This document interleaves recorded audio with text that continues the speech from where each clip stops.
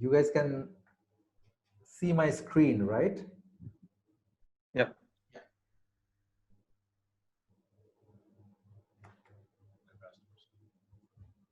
Sorry, let me just start it again. Yeah. They had a livelihood because they had investors.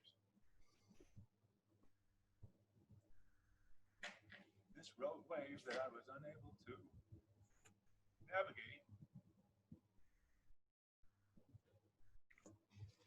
Rupam, I think the screen is probably freezing. Oh, it's freezing? Or at least on my side. Yeah.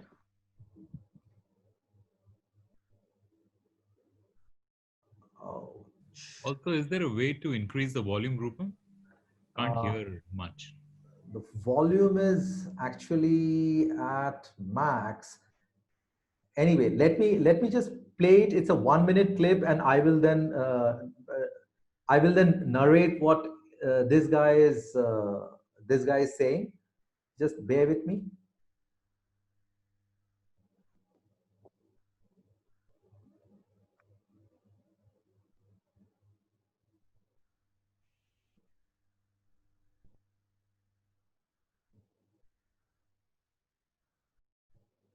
They had a livelihood because they had investors. This road wave that I was unable to navigate has likely cost me my hedge fund. The reason why I had a hedge fund is because you are clients.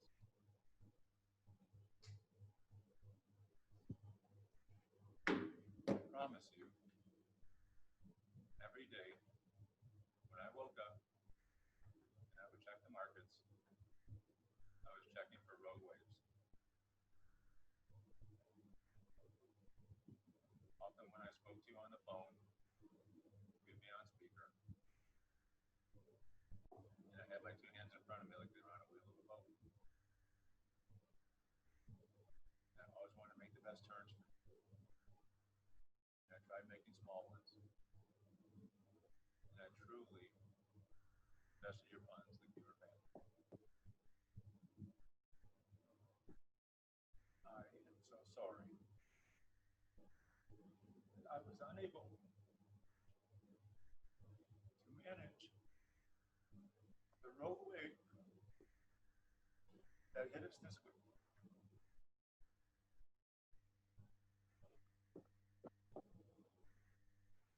Okay, I'm sorry. I know many of you could not hear it, so I'll tell you the name of this guy. Anyone knows who this guy is? Vaibhav, have you come across this guy? Okay, the name of this guy is James Cordier. I think that's how he pronounces his surname. And he was crying in this video. He used to be a hedge fund manager. The name of his hedge fund is Option Sellers. And this happened a couple of years back when they used to trade options, obviously in a very risky way, and that is the context in which I'm showing this video. This guy has been making a lot of money for his customers for a very long period of time, and then suddenly in 1 week they got completely wiped out. So this video, you can actually later go to YouTube and you can search for this particular video.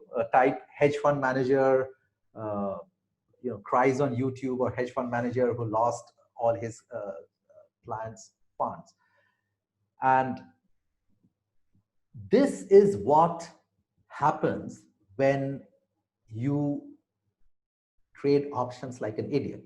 I mean, I have to say he might be, a hedge fund manager, but he basically turned out to be an idiot, because when you are taking risks, and even in this video, he's basically addressing, to his customers. He says that, you guys are like family, and trust me, when I'm every morning when I wake up, I try to navigate through the waves, and these small waves are easy to navigate. But last week there was this large wave we could not navigate. So he's basically crying, and he is profusely apologizing to his customers. Now, incidentally, it's a very interesting story. Incidentally, when this was happening, let me show you where I was and what I was doing. Let me again share my screen. By the way, I'm not very fond of this screen sharing and jumping between applications of Zoom. So I think finally, and we were discussing Zoom. That's one of the reasons why, while I use it, I'm not a great fan. Okay, you guys can see my screen? Awesome. Many of you would know where this is. Can someone type it in the chat and tell me where this is?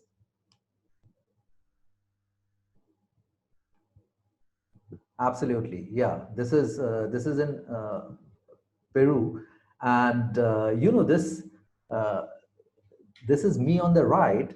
This is a small village called Ollantaytambo. This is the place where we had to wake up very early in the morning, and I mean we took the lazy way to Machu Picchu. We took the train, and the reason I'm 185 sorry. 明白吗？就是这样简单，有很难呢？还跟我讲哦，yeah yeah，DJ Aaron say，哦，they are my cousins。 I mute him. I think it's fine. Okay. Sorry. Okay, that's not something related to the tutorial, right? I just heard the word cousins. All right. Anyway, so yeah, the reason I'm showing this is because this happened around the same time when this hedge fund manager, he came out on TV, and that week, if I'm focused on the market price volatility, I also should have been in his condition, sitting and crying. But I was having the holiday of my life. In fact, the previous night, during the daytime, I was hardly checking the markets, and I think this was a Saturday, and that Friday market close. I mean, this was basically the US hours, right? And the Friday market close, my entire option portfolio, it took a massive drawdown. But the difference is that unlike this guy or many other people like that who are completely blind to the risk, I would never ever bet my entire portfolio. So risk management is the most important thing that every option participant needs to remember. And I'm especially mentioning this because I saw so many ones and twos, which means there are a lot of inexperienced people in this group. And it's great that you have expressed the desire to learn about options.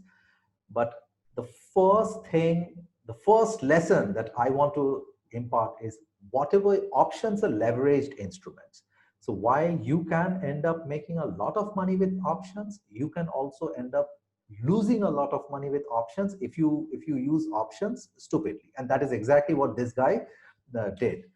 So the first question that you should always ask yourself when you're analyzing a particular position or when you're putting up a position is, what if I'm wrong? Yeah, I'm maybe I'm buying a particular option because I expect this particular underlying stock to go in a certain direction. But what if I'm wrong? And if the answer to that is, first of all, if you're not asking that question, then you definitely are doing something wrong. And if the answer to that question is that, okay, I will get hurt very badly, then you should not be doing what you are planning to do. So that is the first lesson that everybody should keep keep in mind. So can I request everybody who had typed 1 and 2 and 0, can I request you to just type in the chat box, what if I'm wrong? Because that is the first lesson of this evening. So that, yeah, absolutely. Always, always ask this question.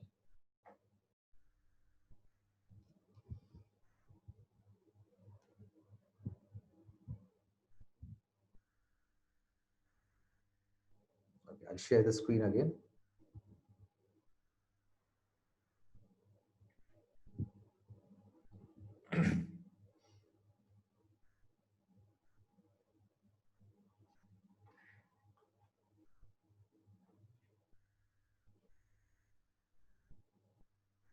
Now,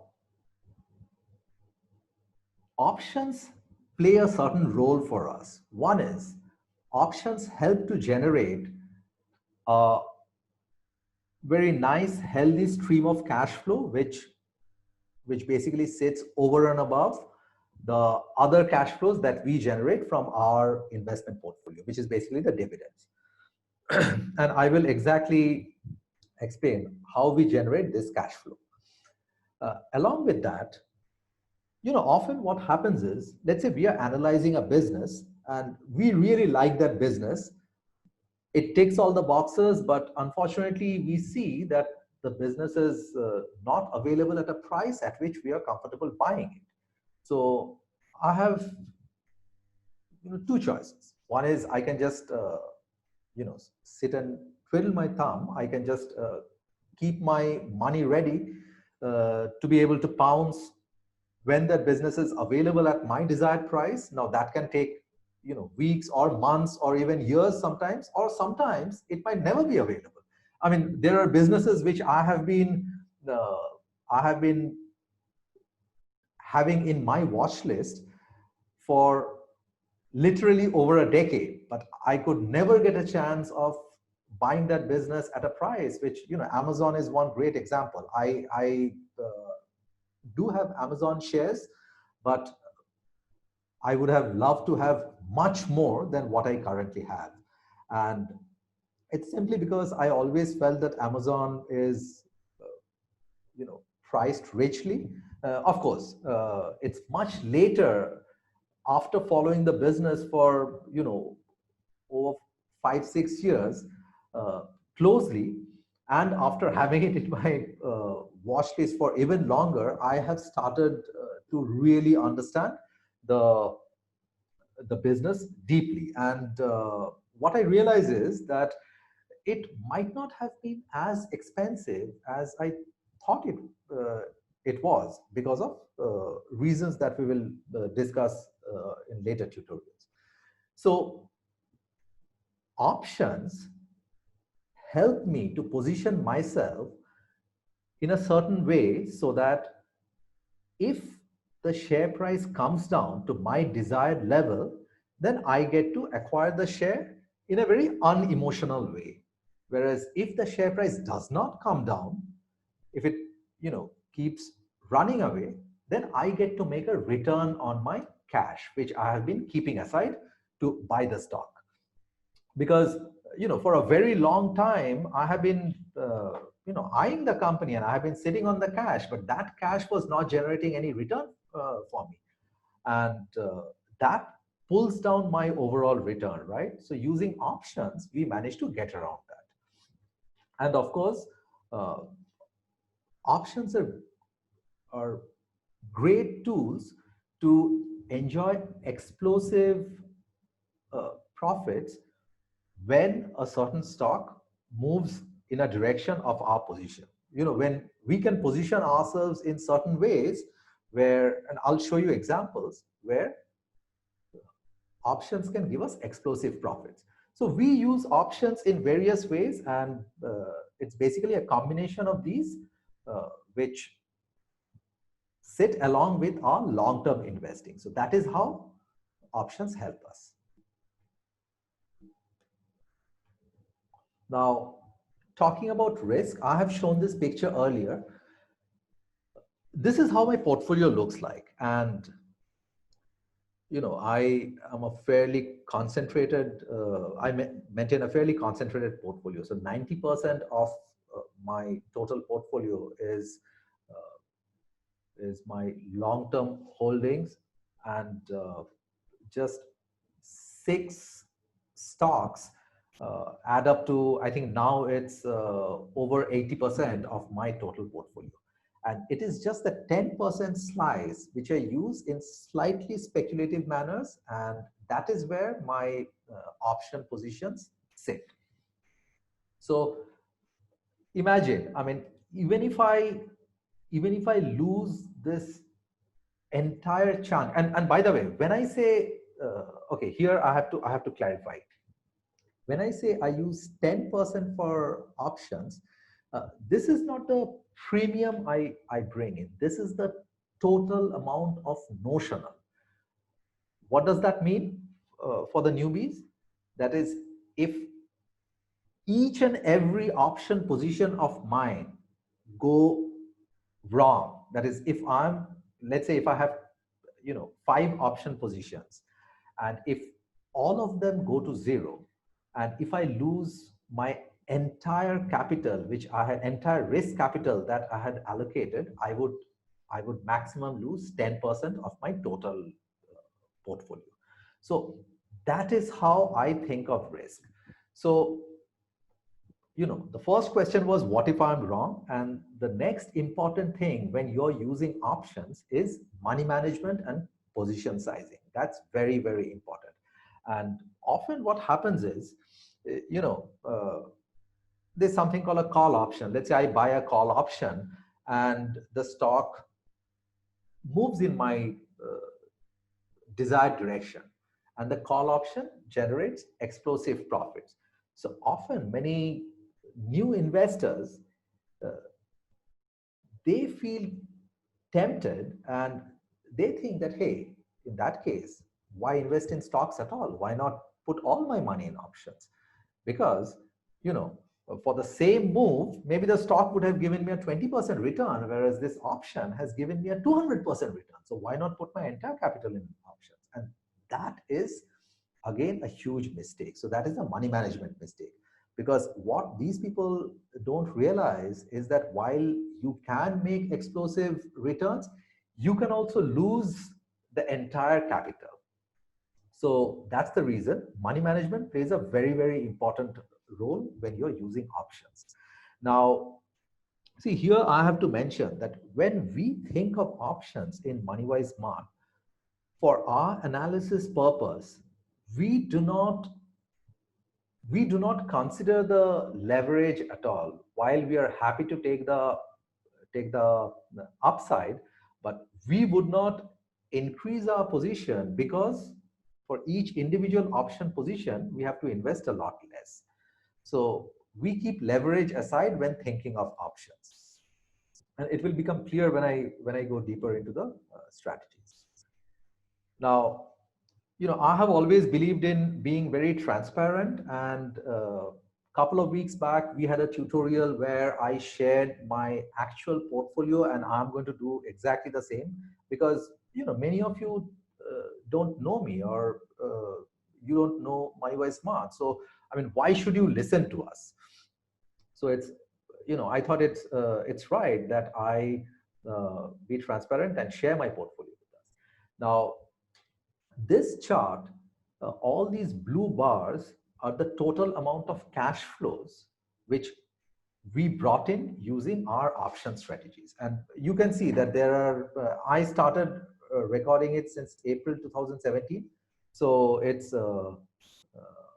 about 3.5 years.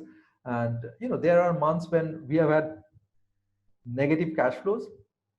By the way, don't confuse this with profit. This is purely the cash inflow which we bring in. Now, the profit or loss is a different matter. In some cases, let's say we have brought in $10,000 of cash. That is the net cash inflow that our position has generated for us. Whereas over time, the capital gains on that particular position, on that particular stock position, could have been, several $100,000. So this does not include the capital gains or the capital losses. This is purely the cash inflow which we bring in, because we look at this cash as an insurance business would look at the premium that they bring in. Some of you might know that an insurance company sells policies and they bring in the premium. Now, majority of insurance companies actually do not make money from the underwriting business. The money gets made from their investing business. So what happens is, an insurance company writes an insurance policy, they bring in the premium, and they have a lot of free float which they get to invest, because the claims for this particular policy may come a year from now, or maybe 2 years, or in some cases, the claims come in after several years. So during this time, the insurance company gets to invest that cash which they brought in, the float. And that investment return often is large enough for the insurance company to mitigate the underwriting losses, which the underwriting part of the business might have. So we follow a very similar approach to options. We don't trade options. We think like an insurance business when we are writing options.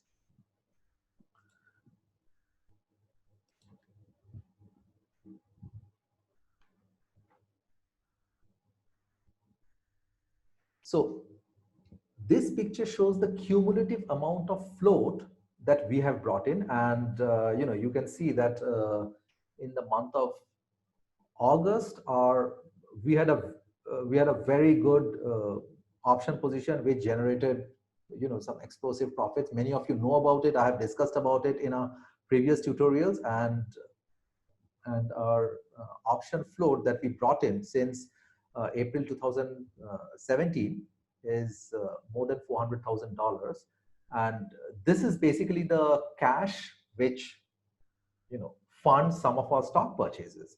Now, in the month of September, I think so far brought in zero. I have hardly done any options. So there are many months where I do not get a suitable opportunity and I do not do anything.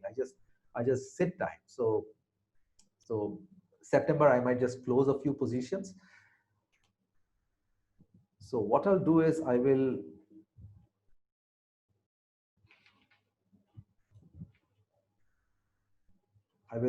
stop the screen sharing and I will go to our actual option portfolio, which we had shared in our previous tutorial. So what I do is I keep track of each and every option position that we enter in.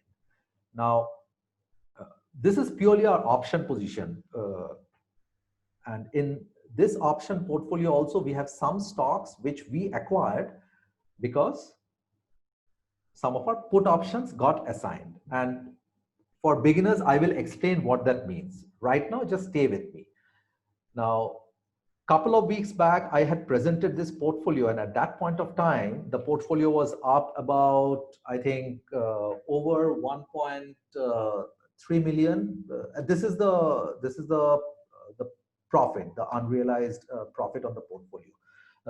So I think a few days back, I had done another tutorial. At that point of time, the portfolio was up about 1.4, but last week or so, we gave back a bit. So it's right now showing a positive of 1.24.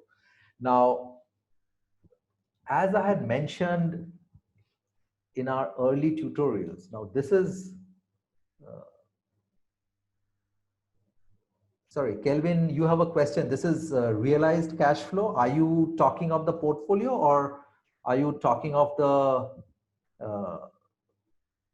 picture, the bar chart which I showed? Maybe you can unmute yourself and tell me.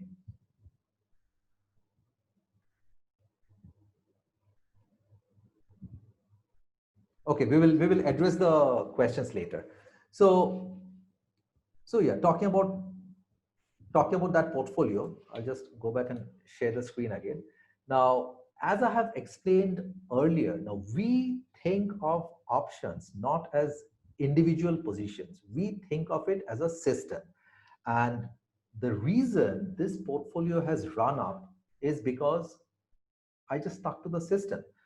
I mean, there are times I had showed this in the previous tutorial that during March, when the COVID corrections hit, my bottom line was a negative.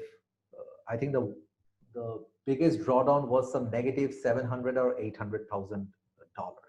So this portfolio is extremely volatile, but it does not worry me. I still sleep very peacefully. I still, you know, when it's possible for me to travel again, I will still uh, go backpacking to remote places where I will have no internet connection and I will sleep like a baby. I will not be worried that, oh, the markets are open, so what's happening to the portfolio? Absolutely not. Because I always follow the first principle of managing my worst case scenario. And when, you know, I focus on my worst case scenario, the best case scenario takes care of itself. So I always like leaving the upside open.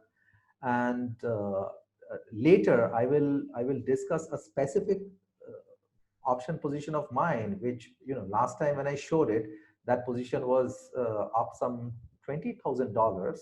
But right now I have given back significant amount of profit.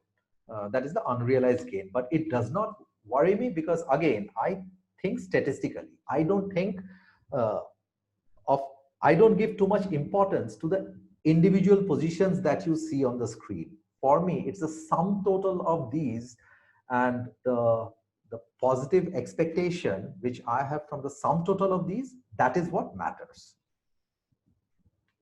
So I go back to my, and guys, feel free to throw in your questions. Fanlian, I think it's perfectly fine, you know, if as we go ahead, if someone wants to ask any question relevant to this section, Yep. I think it's easier for me to address it. Otherwise, Sounds good. we might lose the context. Yep. Probably then a good point to go back to the question on, was that a realized cash flow that we were talking about? So I think it's from someone from the gym group. Maybe if you could unmute yourself to. Yeah, guys, just when you have to ask a question, just unmute yourself and ask it, you know, because my brain is not very good at multitasking. So when I'm speaking, when I'm presenting, I can't focus on the chat. That's what, you know, Fan Liang keeps an eye on. Hi. Can you hear me? I'm Priscilla. Hi, Priscilla. Please go ahead with your question. Yeah, because you were showing the bar chart, and in August it was very high, 1 million plus. No. The bar chart was not 1 million plus. The bar chart was it was 100,000. Okay. Yeah, I think you added a zero. Yeah, I could have. Yeah. So I'm just wondering whether this position would change every month, or do you only record the one that is closed and only realized? Okay, Priscilla, I think that is what I refer to. I think you are confusing between cash flow and profits. That picture, let me share the picture again. Okay. And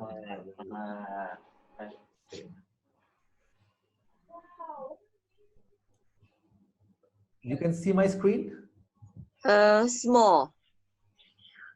Now? I see your face is the main screen.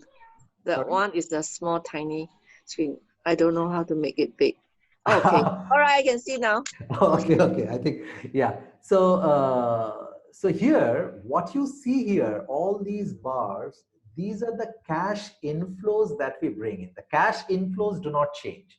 For example, let's say in the month of whatever, September 2018, you know, I brought in, let's say about, you know, 38, if I remember, $1,000 of cash. So I think what you're confusing with is the profit of a position, whereas this is the pure cash inflow. Now, the position from which this cash came in, it's possible that that position might be sitting at a unrealized loss, or it might be possible that that position is sitting at a huge unrealized gain. You know, that's Okay. okay. So this is purely the cash flow that I'm talking about right Okay. now. Okay. Yeah, hi, Rupam. Can I just clarify? Okay, so when you say cash flow, maybe like some examples is like, for example, when you sell a put, the cash comes in straight away. That counts as cash flow, right? That's right. Yeah, and if let's just say like maybe you buy a call like a while ago and like you know the call loses some value. So let's just say you buy a call for $20 a share and then it like you know like it expires intrinsic value of $10. So that will bring in $10 of cash flow as well, is it? Am I right to say that? Okay, so which month is this? This is, I think, March or April, where you see this red bar. Yep. Okay, so you know this is when the COVID hit, right? So I had gone ahead and bought more options than I sold. Okay. Okay. So that's So why, because I bought options. Actually, okay, this is a classic example. Can you guys, or you guys can't see my cursor, right? Let me actually do this annotate, so that way it'll be easy for me to point on the screen. I think we can see your cursor. Yeah. You can see my cursor. Yeah, I can see. You can see. Okay, so in the month of, I think, does it look like March or April? One of those months, you know, March, Yeah, I the think. COVID April months. 2020. March. So I had bought quite a bit of options. I bought more options than I sold. And some of those options I closed. So one of those options, you know, this Berkshire Hathaway option, which I purchased, it was done during either here or it was done here. And that option, when I closed it at a huge profit. So here I bought the option, here I sold the option. So the sell leg brought in the cash inflow, and the buy leg is a cash outflow. So these are all net cash inflows which happened every month. Okay. Understand? Okay. This part is clear, right? Yeah, this part is very clear. And if you want to see the profit or loss, then you go to this one. So this picture is the unrealized or realized gains from the various positions. See, you can see this column. Okay, again, let me annotate. You can see this column here. It's written open, close, open, close. Yeah, I can. Yeah, so I can just show you all the all the close trades. So this is the profit or loss. So that's the difference between the previous chart and this one, and I record them separately, and there's a reason. So these are all the closed positions. As you can see, there are very few closed positions. I have many more positions which are open than I have closed positions. So the total closed positions, the realized profit is just 58,600, whereas my total open positions, realized profit is what? It will probably be over 1 million. Yeah, it's much more. So it's possible that as the future goes. Yeah. Yes. Now, many of these positions will probably remain open for the next 5 years, next 10 years, because as I explained earlier, that we are long-term investors. Okay. Now, if you just, okay, let me just now go to both open and close. Now, I, use funny names for my option positions. So these are all, you see the word clone. So these are all, I have cloned my actual option positions. That's why I use the word clones. So let's take the example of the largest in my portfolio, JD. So here in this particular position, I have a lot of options, plus I also have a lot of stocks, and those stocks came from option assignment. So whatever you see here, either these are option positions or these are stocks which I acquired through option assignment. Whereas, my pure stock portfolio, that is separate. For my options, I use Interactive Brokers. For pure stock position, I keep them in custody, with different custodians, depending upon which countries stock is. Priscilla, is it clear right now, the difference between the cash flows and the net realized or unrealized rates? Okay. Yes, yes, it's clear. Thank you. Excellent. All right. Okay, so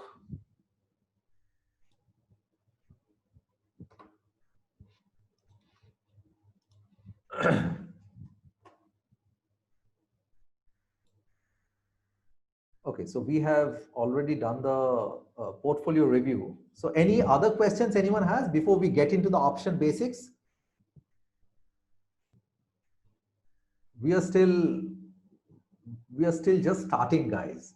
So I still haven't started the option basics. So if the newbies are wondering that, that is, we can't understand what options are, so we will start. I'm intentionally going very slow. Any other questions, or can I? I think so far, none others. I've been getting a few questions on asking, privately asking whether will we be covering the options basics, which I think so people are excited to hear about it now. Okay, all right, awesome. Let's dive in. Let's go to option basics.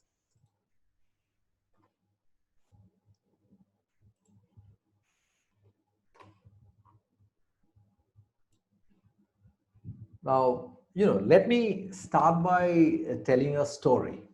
Now, in the 6th century BC, the Greek philosopher Thales, many of you would have heard his name.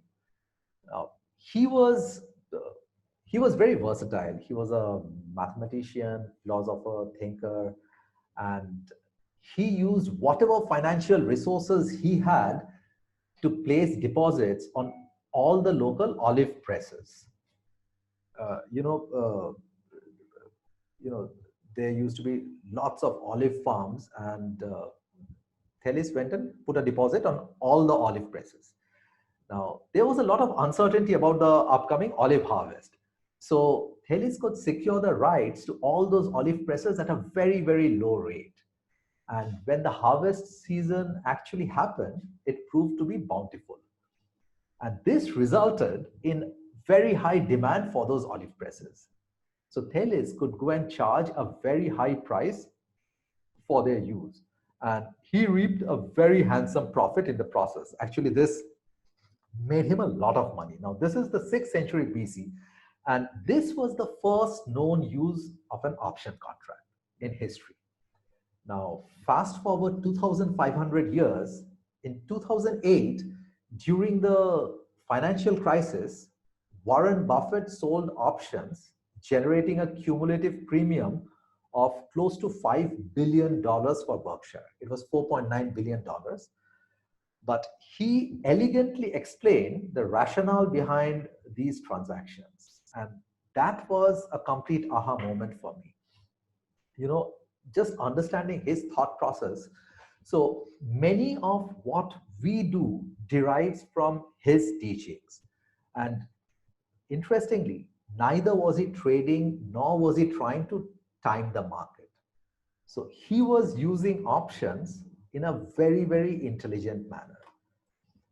Now, many people very naively think that options are only for traders trying to predict short-term market movements, with some technical analysis.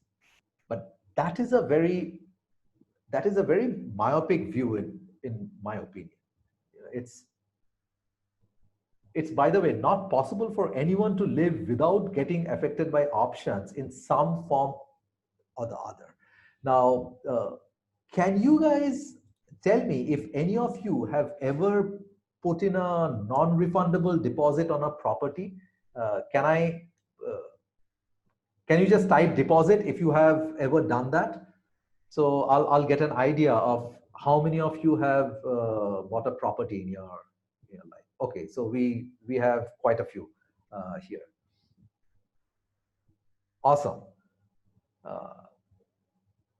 if you have ever purchased insurance, which I'm assuming that most of you have, can you type insurance here?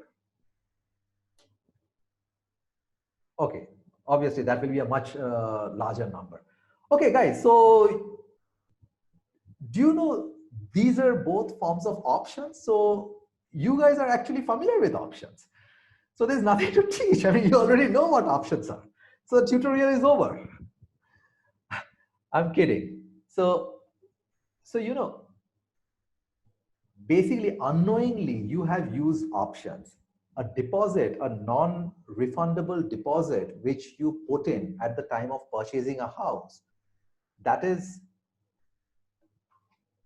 equivalent to a call option. And any insurance contract that you buy, there is someone who is selling you that insurance contract, which is the insurance company. So you're effectively buying a put option, and the insurance company is effectively selling a put option.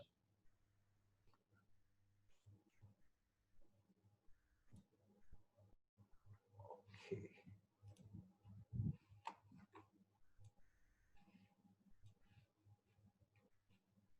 Now, you guys can see the screen, right? Yeah. Now, any option contract has a certain structure, and these are the components of an option contract. Now, all option contracts have an underlying security or an instrument. So options are basically derivatives. So in the example of the house, when you're purchasing a property, they're the house or the condo or your apartment that you're purchasing. That is the underlying instrument on which you are basically buying an option. An option contract is associated with a right to purchase or sell. And every option contract has an expiry date, it has a strike price, it has a multiplier, and it has a premium. So I will explain each of these. Now, we already saw that every option contract has an underlying security. Now, the options which we mostly use in MoneyWise Smart, these are stock options where the underlying security is the shares of a business. But you can also have options on currencies. You can also have options on futures contracts. So I used to do a lot of futures options. I don't do them now, but again, some futures options, some futures have very, very liquid options, and you can do interesting stuff using them. But we will restrict our discussions mostly to stock options. Now, as we saw, options come with a right to buy or sell. So a call option gives the holder a right to buy the underlying, and a put option gives the holder the right to sell the underlying. Now, the date till which the option holder enjoys the right is not forever. The right always has an expiry date, and that is the expiry date of an option. So once the expiry date passes, either the option holder, he needs to exercise his option, that is, he needs to enforce his right, or his right lapses. The option expires worthless. So that is the expiry date. Now, this is an example of options on Apple, and you can see here all the expiry dates of Apple options. This is as of 11th of September, they are listed, and you can see that there are options which were expiring on 11th. The next expiry is 18th of September, and we can even go as far as September of 2022, which is over 2 years from now. Now, typically, the options, the most liquid options, options on stocks I'm talking about, they expire on the third Friday of every month. Actually, the last trading happens on the third Friday, and the settlement happens on the next day. But in the last few years, we have also seen an explosive growth of weekly options. So here you can see the options which I have taken, the 18th September, the 16th October, these are all the monthly options. And the monthly options are the ones which are much more liquid. That's why you have many more strikes. I'll soon talk about what strikes are, but all the options in between, these are the weekly options. And these days, actually, if you, there are some indices like SPY, for example, where you have options expiring on every second day. In fact, that is something that was news to me. I mean, I used to think that you only have weekly options, but recently I realized that they have options on every other day, expiring every other day. So I guess that gives us many different ways of using options, and we don't really need to wait for the monthly expiries. And the options which expire beyond a year, they are called leap options. So here we have the days to expiry for each of these options. A strike price of an option is the price at which the right to buy or sell can be exercised. So this is the picture of an option chain. So this is how the options are listed. You can go to any brokerage platform that you use which support options, and you will be able to go and find the option chain. So an option chain is nothing but a tabular listing of all the options that are available for the different expiries. So this particular chain is for the option which is the October monthly option expiring on 16th of October, which is 35 days from now. And you see all these prices, these are the strike prices. So as of this day, I think I took this screenshot on the on last Friday or over the weekend, and the Apple stock price is 112. So I can decide to buy an 120 strike option expiring on 16th of October, which means that this option will give me the right to purchase Apple shares at 120 on or before 16th of October. So here I have just magnified this. So the 120 strike call option entitles the holder of the option to purchase Apple shares at $120 per share on or before 16th of October. Now, if you're thinking that if Apple share price is 112, why would I want to buy?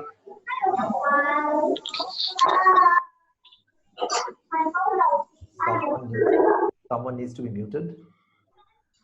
Okay, so you might be thinking that, why would I want to buy Apple stock for $120? So please hold on. It will become clear to you once I show you some examples. Next, let's come to the multiplier. So multiplier is nothing but the number of units of underlying security that an option contract controls. So the most common form of option contract which we use are the ones listed in the US market, and typically they have a multiplier of, I'm talking of the stock options, they typically have a multiplier of 100, which means that each option contract, if I tell you that I bought one option, essentially I'm saying that I bought an option contract which controls 100 shares of the underlying. Now, there are also option contracts where the multipliers are different. Like, for futures options, you know, they have different multipliers. In fact, recently, Fan Liang and I, we have been, you know, buying options on one company in Europe, and they have a multiplier of 10. So each contract controls 10 shares. So that varies from market to market. So these are basically the terms you have to remember. And whenever you see an option, you have to go and look at the option specs. It's very simple. I mean, on IB, you know, I can just double click on an option. I'll show you later. And I can go and check what the multiplier is, what the underlying is, what the strike is, etc. So, so the 120 strike call option entitles the holder of one contract of the option to purchase 100 shares of Apple at $120 per share on or before 16th of October, which is the expiry date. Rupam, probably it'll be a good time to address one of the questions from CW Lee. Yeah, where sure. He was asking. Can I just, so this is the last component of the structure. So can I just talk about the premium and then take the question? Yeah, sorry, sounds good. Yeah, so,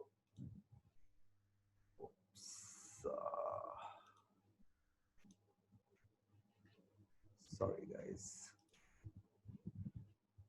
I have actually kept my interactive brokers open because later we are going to go there and we are actually going to see some actual option chains. Okay, so the premium is basically this is a pain. Sorry, let me just quit for the time being. The premium is the market price of the option. So if I want to buy an option, I need to pay the premium to acquire that right. Think of an insurance policy. So if you want to buy insurance, you have to pay the insurance premium. So when you pay an insurance premium, you buy a policy which is probably going to be valid for a year. I'm talking of you know, the standard auto insurance or health insurance. Okay, so the expiry of the insurance policy is a year from today, and the premium is what you pay to buy the policy. So similarly, to buy an option, you have to pay the option premium. So these are the various components of the structure of an option. Yeah, please go ahead with your questions. Just unmute yourself and ask your questions.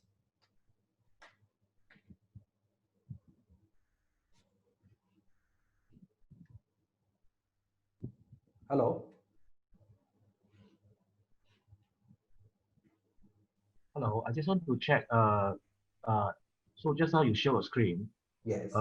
There is please indicate the area of at the market, in the market, and out the market. Sorry, can you repeat that, please? Yeah, you just show a screen. Yes. Whereas I can see there is a strike price. Yes.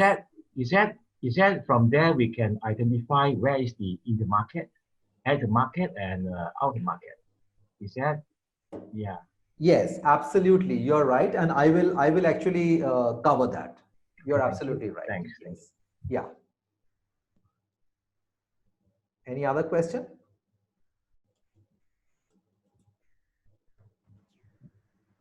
Okay, maybe I can help to address some of the questions over here. Yeah, okay. sure.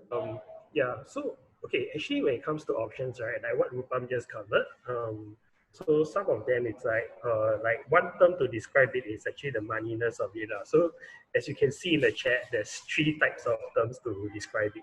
So as we can see on the chat, we can see that at the money, in the money, and out the money. Okay, so these are actually common terms that you actually come across when you're actually buying and selling options. Yeah, so I mean, for beginners, like it's very likely that when you log into your broker, you select your favorite share, and then look at the option trade, you normally come across these terms. Okay, so what do these terms mean?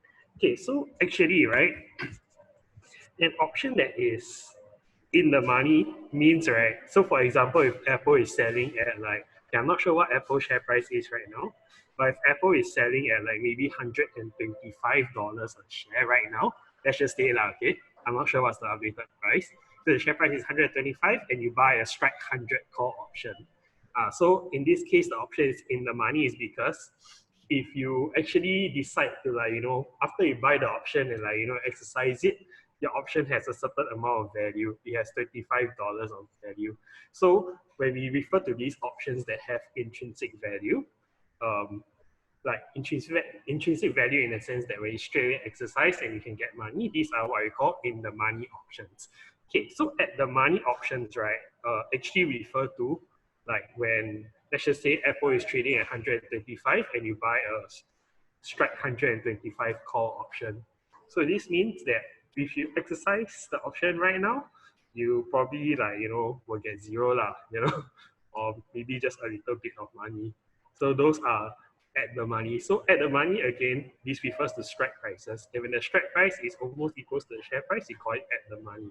So lastly, we have out of the money options. So out of the money options are like, when the strike price is way higher than the current share price that is trading at right now.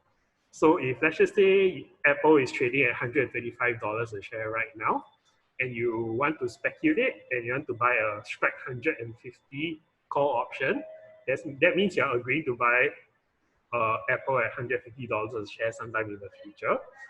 You're not agreeing, but you have the right to buy, then that's an out of the money call option. Yeah. I think it will be clear. I was, I have a slide where I'm going to discuss these terms. So I think it'll be clear when I do that. Okay. So okay, sure. Is there any other question from what I have already talked about? No, not so far from the chat, unless someone has any new questions. No, sorry. Can I ask a question? Yeah, sure. Nancy, go ahead. Once I did let's say after I did a sell put or sell call, and before the expiration date, can I close the order? Of course.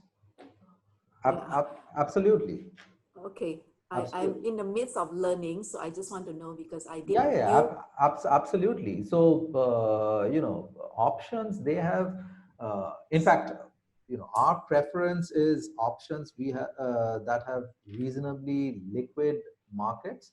So there are various ways in which you can close the order. Think of it like this, Nancy. I mean, let's say you are going to purchase a property. You have put in the non-refundable deposit. So while you may not get a refund from the developer or the seller of the property, but maybe you are not interested in the property anymore. So you have a friend who is now interested. So, you just sell the option to that friend. To the market, yeah? Yeah, or someone else. Now you can intuitively understand that if after you put in your deposit, if the real estate prices have gone up, then the value of your option also would have gone up, right? You're in a position to charge a higher price from whoever is the buyer. Whereas if the real estate prices have crashed and there are no takers, then you'll probably have to lower your price to be able to get back some of the money that you have put in as a deposit. So the option market also works in a very similar way. And I'll show you some examples pretty soon. Yeah. Okay. Let me just. So, okay, I have another question later. No, you can go ahead. You can go ahead. I'm sharing the screen. Feel free. Okay, so when I did my sell cash put and sell covered calls, I earn premium, right? You know that, right? Yes. So let's say before the expiration date, I decided, oh no, I don't want to get this stocks from the sell put. I can close the order, but will I have to return the premium to the market? I mean, if you have sold, which means you have brought in premium. So yes, there are different ways of closing. The most common form of closing is you have to buy back that put. Okay. Okay, so obviously, if you have to buy back the put, you have to pay some money to buy back, right? Okay. Now, if you're lucky, I mean, while we are slightly racing ahead, but if you're lucky, then you will be able to buy back that put at a lower price. But if the stock price has subsequently gone against you, then you might have to pay a higher price to buy back the put. Okay, so there are several ways to do this, yeah? Yeah, absolutely. Okay. But nevertheless, you can definitely close the position. That is unless, of course, there are absolutely no bids. Okay, sorry, Nancy, I take back what I just said. There can be situations where you want to close the position, but putting in layman's terms, what if there are no takers? What if no one wants to buy the option which you had sold? Sorry, what if you want to buy it back? So what if there is no one to to take it, yeah. to take it, to sell it? So it is possible that there are no bids or no. Sorry, in this case there are no ask prices, but typically, I mean, what I'm talking of is a very rare situation, because here you are the buyer, and when you are the buyer, there is always a person who would be happy to sell it to you, even if there is no demand, because you are ready to pay money, right? But I'm talking of very rare occasion. Okay. Yeah. Okay. Clear, right? Can we move ahead?